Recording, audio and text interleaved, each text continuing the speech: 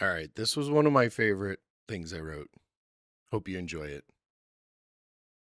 Maybe the summit was a lie. It was always the work. The struggle itself towards the heights is enough to fill a man's heart. One must imagine Sisyphus happy. There is a lie we often get sold that if we grind hard enough, sacrifice long enough, suffer with discipline, one day we will arrive. At peace, at success, at some imaginary summit where life gets easier and we finally get to rest. But what if I told you that summit doesn't exist? What if the goalpost keeps moving forward because it was never about the destination at all? What if the work itself was the point the whole time? The Sisyphus we don't talk about. In Greek mythology, Sisyphus was condemned to push a boulder up a hill for eternity. Every time he neared the top, it would roll back down again. Most read that and think, what a curse. But I've started to believe something different. Maybe Sisyphus wasn't cursed. Maybe he was chosen. Because those of us who live for the work, we know the truth. We don't fear the climb. We fear what happens when it ends. My boulder wasn't just physical. People look at the physique, the years, the meals weighed, and the workouts that I've never missed. But the real boulder I've been pushing is internal.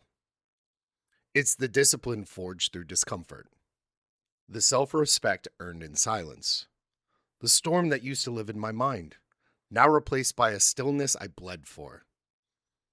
I didn't just build a body, I built a mind that doesn't flinch. You see, I spent over a decade moving uphill, not chasing perfection, not ego, just chasing better.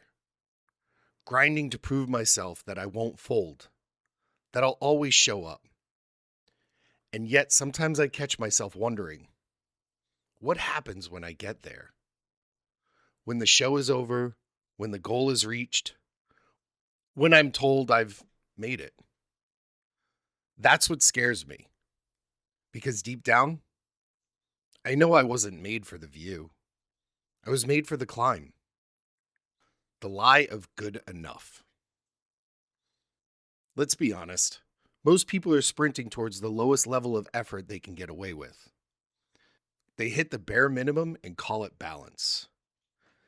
They do just enough to be not failing. They chase comfort and decorate it with justifications.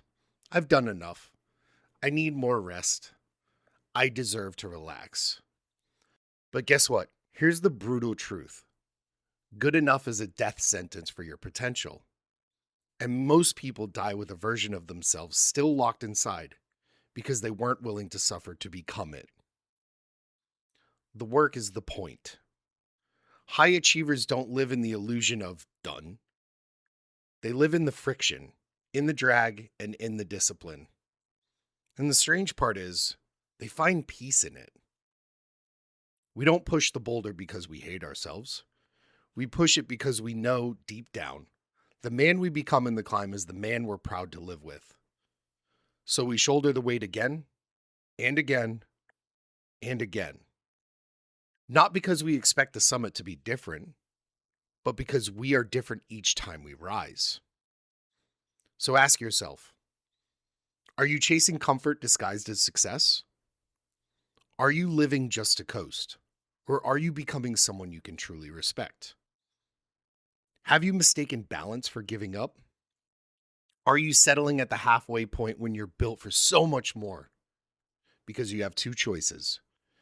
Accept the drag, the weight, the climb, and become someone unshakable. Or settle into comfort and one day regret that you never became what you were capable of. I've learned not to fear the work, not to hate the struggle, not to run from repetition or boredom or the long climb up. Because maybe the summit was a lie. Maybe it's always been about the grit, the resilience, and the man I had to become to keep climbing. And maybe, like Sisyphus, I was never cursed. I was built for this.